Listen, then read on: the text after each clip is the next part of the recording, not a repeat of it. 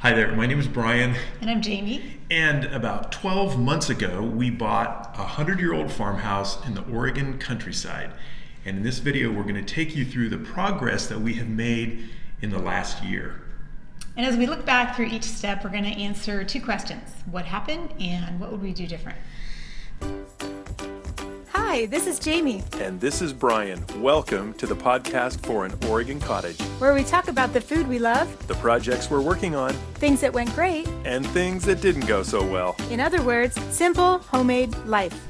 If you're a regular listener to our podcast, you're probably wondering why this episode sounds so weird. It's because it's the audio from the video that we're making right now. And if you're a regular listener, you can listen just like a regular episode, or you can come over to YouTube and you can sort of see the pictures that we're going to be putting up as we talk about the different parts of the house. We'll also have the video on the podcast page. So if you listen to the podcast on anoregoncottage.com/podcast, you can see and hear everything. Okay, here we go. So what is the story of this old house that we bought? Well, it was more than a year ago when we were house hunting and the market was pretty tight. And like many people house hunting, we sort of had to change our priorities and what we were wanting to buy, what our wish list was versus what reality was, what we were going to get. And so what's funny, because as you're going to see, this house is a huge project, that at the top of our list was, we are not looking for a house that's going to be a big project. Well, maybe not top, but it was one of the top 5, I would say. But we looked for 15 months. That's a long time to be living with relatives and looking for a home. So, yeah. And then, of course, Jamie had always wanted, I did too, a farmhouse with acreage, which is actually really hard to find. small acreage. Yeah, small acreage. Yeah. Well, anywhere near anywhere in Oregon, I suppose you can go out in the middle of nowhere where there's, no jobs and no gas stations. But anyway, near town where we needed to be, it was very hard to find. So what was the story? What made us land on this place?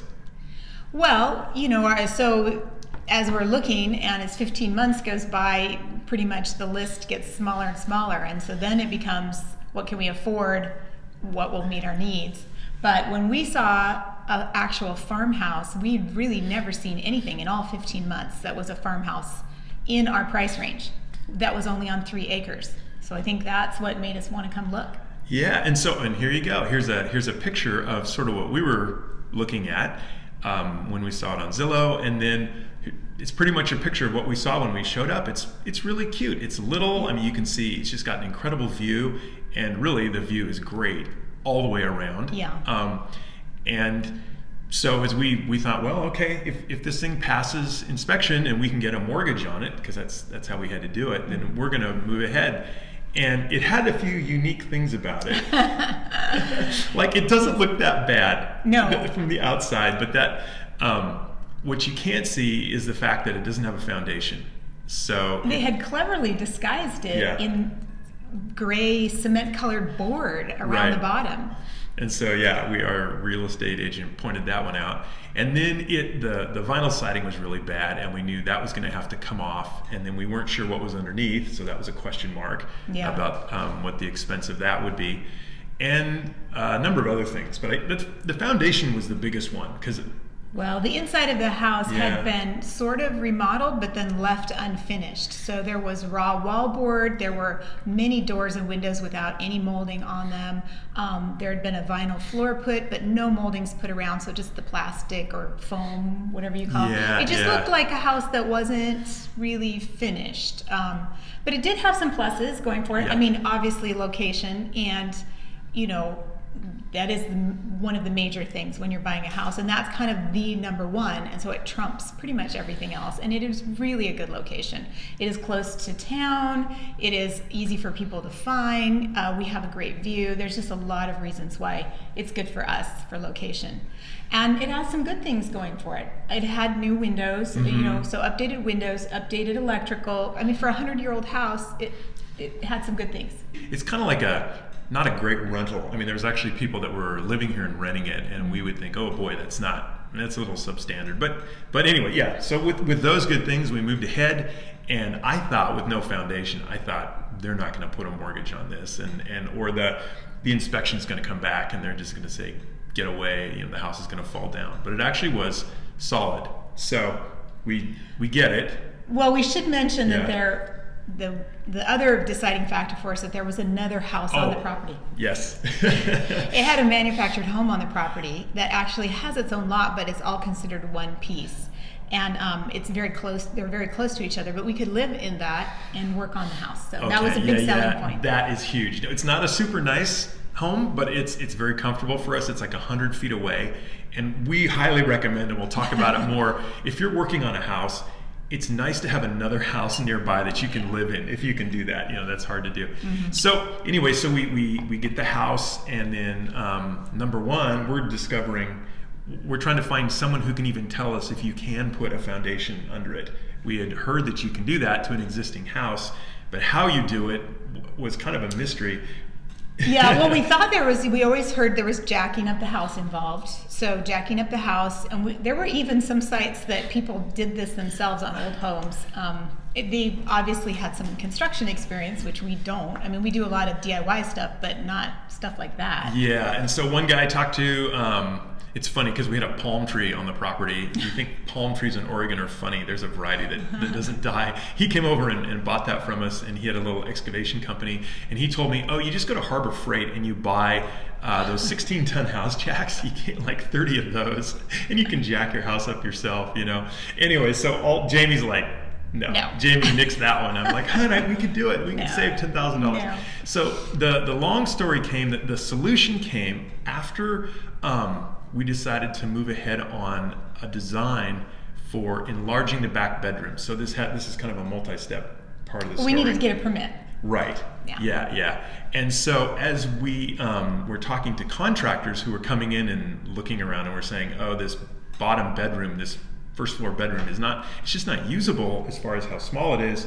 What if we just bumped the wall out? What would that cost to do that? And so as we were talking to those guys, actually what they said wasn't very encouraging, but one of them said, do you have a designer? Or we asked him, I go, do you know a designer? We can't afford like a full-on architect, and we don't really need that. We need someone who can do simple plans for the county. And so he gave us the name of a guy that was exactly who we were looking for. Yeah. And so this has to do with the foundation. So he there's a purpose to this story. There's a purpose to this. So he does the plans, and it's great. We're talking about what we can do, and he's like, you can do that, retrofit a foundation. Then he said, have you thought of a mason foundation? And we're like, a block foundation, yeah, stone like a block, foundation. Yeah. Like it's basically like cinder blocks. That's what I was thinking. And I'm like, no, we want a real foundation that's going to pass code. We don't want. I mean, I've seen cinder blocks under mobile homes, but that was not at all what he was talking about. No. It just showed we didn't know what we were doing.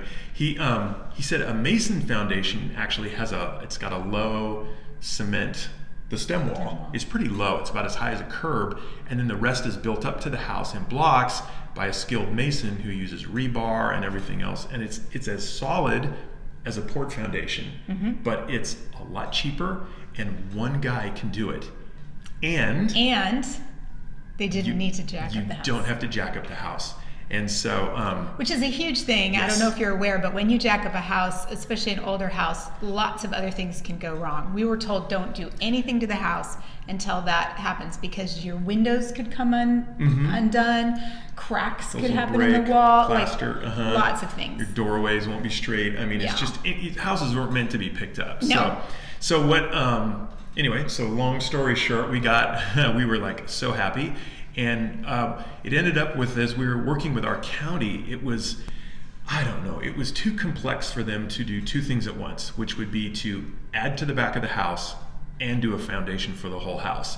And they couldn't figure out what we wanted to do. And we just said, well, we want to pour a foundation that's big enough for the addition, or put in one that's big enough for the addition, and then do the addition. And they're like, a kind of a lower down gal that was helping us, more of a front counter gal, just said, look, to get this passed, you're going to have to break it into two projects. Which is, I mean, it made perfect sense for us. Like, you have the foundation for the main house, and so you just go like that with it but they made us go like this with it, number one. Then we had to get another permit and just add on. So we have this wall we spent money and time adding that we didn't really It'll need. just be enclosed under the house, but it made it possible. Yeah, So anyway, we were very happy to have found a guy who's a very skilled mason, has done tons of this to old houses, was able to get started right away. And well, right away, June. Yeah. So almost 6 months after. That's true. Yeah. After we bought the house, we thought we'd get someone in right away. So one thing we learned is patience. As soon as we found him, and of course we'd done all the legwork with the county by then. Yeah. So he got going, and it was great. He was making progress. And the thing about having a mason do it is it takes a lot longer. Yeah. Well, it was just one guy. Yeah. Which is why it kept costs down. We were paying labor for one person. So it took him about 2.5 months. And one thing he encountered, and he did not raise his price substantially, but I think he took it into consideration. Our house has huge boulders underneath it. And as you can see from some of these pictures, they use boulders to hold up the beams. I mean, that was part of where there aren't posts. There's stacks of boulders. I mean, it looks like Fred Flintstone did the house. It was crazy. And so he had to, before he could start doing the trench where they were going to pour the stem wall, he had to pull out tons of huge boulders. And we thought it was pretty cool. He was really resourceful. We thought he was going to have to rent some kind of backhoe or a cat or something. And he pulled them out using just a towing strap and his old truck. And anyway, you can see here that they're just piles and piles of boulders. I don't know what we're going to do with them. I mean, we have them. They're still piled up in the property. The bunch that came out, I don't know. We have rocks galore. We could build a fortress out of it. Yeah. So in the meantime, basically took him from June through August to do that. Yeah. And he also found a lot of dry rot that he repaired, a lot of beams. During this time, we couldn't do work on the inside, but we started taking off the old cracked vinyl siding. And it was really cracked and stained. It was from the 80s, so it had lived its life, I guess. Yeah. And so I learned about how you take vinyl siding off. I'd never done that before. And in fact, the problem is, so you're up on a ladder really high, and vinyl siding comes off in strips, like big Band-Aids, okay? And if you're way up on a ladder and you yank it hard enough to pull it off the house, you will go sailing off the ladder with the which is obviously with not the vinyl what we siding. wanted. You don't want that to happen. So I figured out that if you take a pair of vice grips and tie a rope to them, you clamp the vice grips on one end of the siding, drop the rope, run down the ladder, grab the rope and yank on it, and you can yank huge sections of siding off the house, and you're on the ground and safe. So siding and foam and paper. And then there's foam and paper. And actually, I made a little video if you care. There's a little video that we'll link to. You can see that special technique. So anyway, our foundation guy, when he finished the full foundation, got it under there and finished. And by the way, we felt when he was done in that past inspection, we were like, I felt that was such a huge milestone for the house. Yeah. I mean, it's now firm on a firm foundation. Right. That we could afford. It was a much better price than pour a fraction of what we were quoted from companies that would even come out and look at it. So we were so thankful. We were really blessed. It was that was really the biggest milestone. Anything else, it's going to be expensive as we work on it and take time. But the foundation was a huge accomplishment. So anyway, so as he finished that, next it was the siding. So we're ripping it off. We're finding dry rot, and we were thankful because of what we didn't find under the siding. No asbestos shingles. That's what we were concerned about. And part of all those fact sheets they give you when you buy a house, one of them in one spot said it had asbestos shingles, and there was no way to check without destroying the siding and ripping it off. And so we know, just the history of the house. So we do know someone who's a neighbor whose wife grew up in the house, which has been a good resource. And he did say that they did have asbestos shingles. So they were applied in the 40s or 50s whenever you did that, and then taken off in the 80s when they put the vinyl siding on. So we actually, when we learned that, we were really grateful. We were so thankful. Yeah, somebody else dealt with because not only did we not have to deal with asbestos, it actually covered up the original wood siding and really protected it a lot because there's no chipping paint. No, it's like it's barely got a coat or two of white paint on it. It's always been a white farmhouse. That's kind of nice to know too. So. Yeah, so you don't have. I mean, there's the hazards of old white paint and that's chipping, but we haven't It's had not to deal chipping. with that. No. It's not chipping. And so basically what we decided to do, it was in really good shape. So this 100-year-old siding, we're so excited that Some we parts can, of it, like the back Yeah. western Right. view wasn't as much. So the whole front of the original house, we are going to keep. And as you can see in these pictures, that's just with primer on it, and the molding done back in the traditional way around the windows. Very simple. Yeah. And it looks 100%. Oh, so I don't much know better. what percent. Way better. It's Yeah. really starts to look like the 100-year-old farmhouse. And then as he was working to weatherproof there was lots of breaks in the siding and funny door holes cut out and covered over by the vinyl siding. So for the whole back of the house, we're having it sheeted in just smooth siding plywood, and then we're going to do board and batten over that, which is it's a traditional look that actually looks and it'll great. blend all the new structure in with some of the old, but the dormers and the front section are all the original siding, which is Yeah. cool. So anyway, and then part of as he was redoing that, I was trying to work ahead of him and salvage some of the original siding because we would need that, and we'll talk about this in a minute. As we redid the porch, there were big places that we needed original siding to go back in there because that in the entryway is where you wanted it. So let's see. So then he finished that, and we got the foundation then for the extension. So now we could start on the extension after getting the actual foundation, and pretty much weatherized all the way around with the siding. Yeah, he helped us get it all sided and weatherized, and And then we did, the furnace was kind of funny. We had to tear all the ductwork out to that was do the another foundation. surprise, more money. What were we supposed to do? Yes. We thought we could Yes. reuse it, but we got someone who knew what they were doing. Right. You talked to someone who, Yeah. and he said they were old. They hadn't been updated. The ducting hadn't been updated. The with ducts that kind of take the hot air from the furnace. Yeah. Yeah. So it was a new furnace that when we bought the house, a new furnace 2011, but the ducting wasn't. So we just decided to get rid of all of it and then replace it. Yeah, so that was kind of expensive, was but expensive. it needed to be done. And we Plus, needed to put Yes. heat upstairs. There it was had in the whole upstairs of the house, there was not a single heat vent to Yeah. let the heat up from the furnace, which was Yeah, kind there of was funny. one odd vent in the landing of the stairwell. And then another thing that needed to be done was, I don't know, they did this all the time back then, but your electrical panel with your breaker boxes, Oh, yeah. like when you trip a breaker or a fuse, was on the outside of the house. So imagine it's a dark and stormy night and it's raining and the electricity goes out. So now you got to go put a coat on and get a flashlight and go outside to the back corner of the house To check to your reset. fuse. Yeah, to reset those. So we had that brought. Well, it was in the way of where the addition was going to go, but it had to be brought around the corner and then put inside the house, which was actually a lot more involved than I thought it would be. Well, yeah, because and we found out later too. Someone mentioned that it's a safety issue too, because a stranger could go and cut off all your electricity outside. That's true. Unless you put some sort of lock on it, and we Yeah. didn't have that. So anyway, That would make a good thriller. unfortunately, horror I was film. hoping they could, put it into the new, utility room, but that was across the house and was really not feasible. So it is in our bedroom, but we'll have to be we'll really cover it over. creative in We'll how figure we out a way to cover that. it over. Yeah.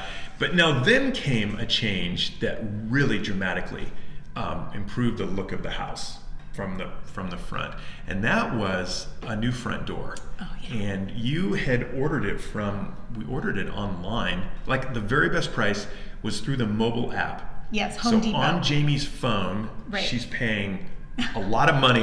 It just feels weird to order something that expensive.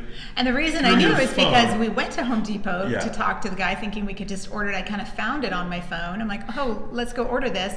He's ordering it, and it's almost twice the price of what it says on the phone. And I'm like, but it says this. And he's like, oh, well, you need to order it there then. So then I went home, and I'm like, I don't order things on my phone. So I went to the website on my computer, desktop, to see, and it wasn't the same price either. So I ended up ordering it on my phone. So there's a Funny little lesson for you. Marketing. Check all the sites Yeah, that's when true. you're looking That's at true. something, because the Home Depot store and the Home Depot site are separate, and apparently so is the mobile site. So. Yeah, and we were looking for something that was going to be pretty expensive. We wanted all wood.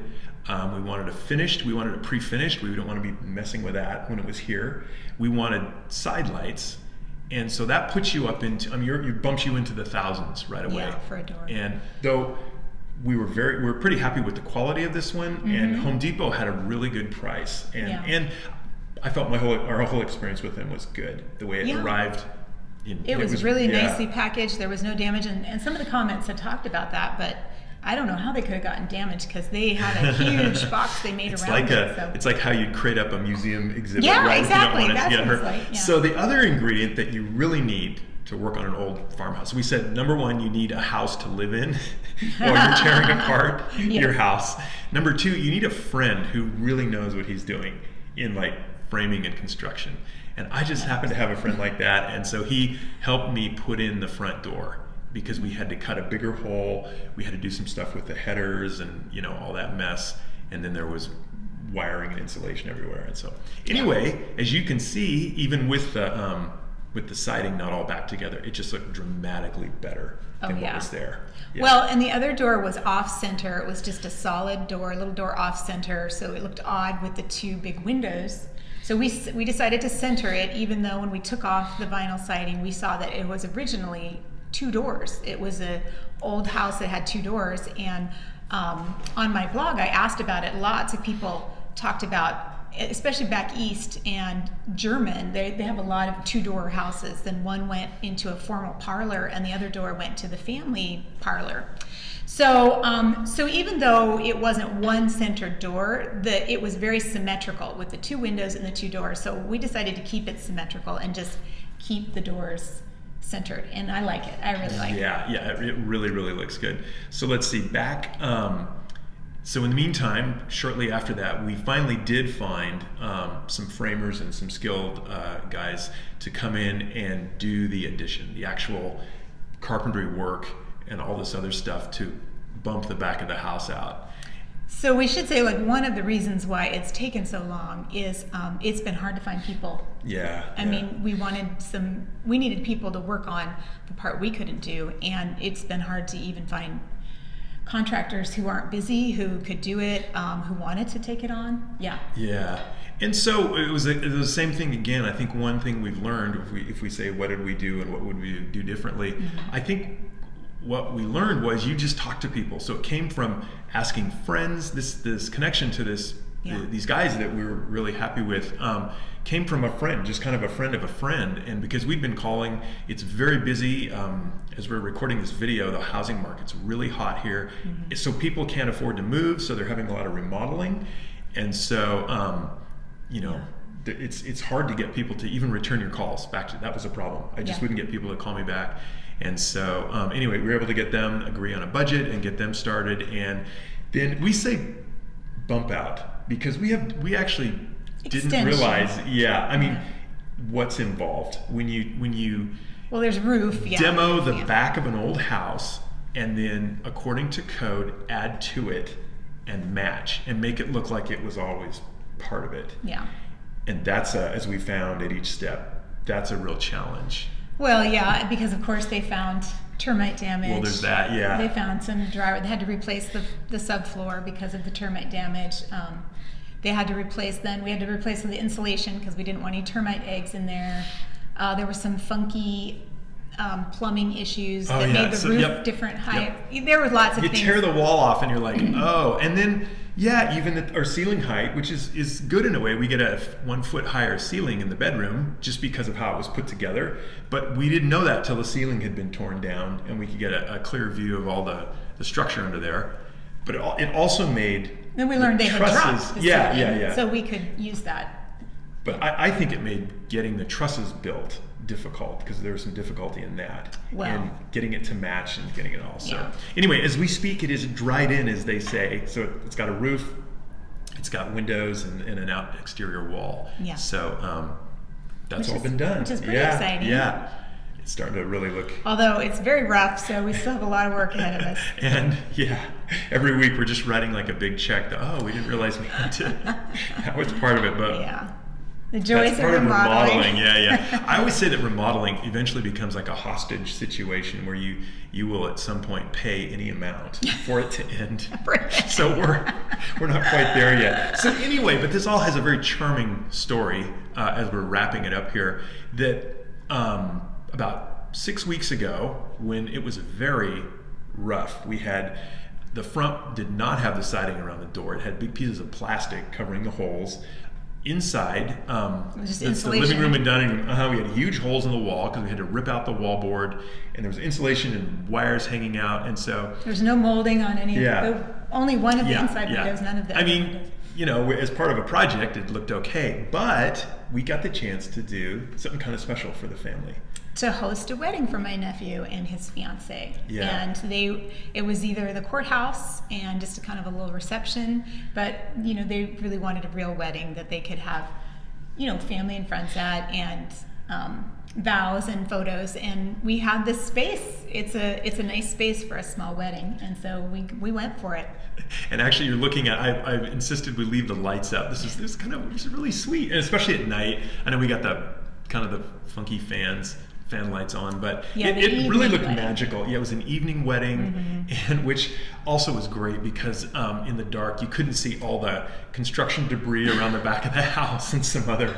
And the some walls are other just things. primed over dark brown, so all of the unevenness of the walls was just kind of blurred. Right. But it did. We rented white chairs, so all the folding chairs matched, and with all the lights, and it was really nice. Yeah, and part of what was neat, so we had about a month from the wedding, we finally, they said, yeah, let's do it. And so we're like, yikes, because we're like, shoot, can we, now that we've said we'll do it, can we actually get this in presentable condition, right? And I thought what was really neat, this was Jamie's side of the family, lives around here. They just came over and they gave their Saturdays and nights after work and worked beside us and did a huge amount of work to get this place looking great. So on the night of the wedding, it was... Yeah, we just made a list, and we're like, we need paint, we need rock removal, because as people walk up, we wanted it to look nice too. We need, wood fill, moldings. I just listed everything. I listed some things that were kind of, like the inside molding of the window. They didn't really have to be done, but if they could be done, it would be great for the photos, because everywhere they took a photo, it would be a great molding. Yeah. And all the things on the list got done, and my wish list. Yes. So many of my family came and helped. It made the wedding even more special because so many of the people there, it was a small wedding, less than 50 people, but probably half the people there had worked on the house to make the wedding happen. So it was really good. It was a good thing, but we were like, whew. Yeah. So now that you see, we're kind of at a point where we're going to be working on finishing the main bedroom. That has to be done, and we need inspections on the framing. And the bath that goes with it. That's right. We have to completely redo that, and that's even before then we can start on the kitchen. So people keep asking, "Oh, what's your move-in date?" And we're like, move-in date. Move-in date. Yeah, we haven't set one because we're trying to keep fiscally responsible and pay as we go and take it slow so that we don't get too far into debt, and so it might, and we have a comfortable place to live. So in our minds, it's like, why would we rush this?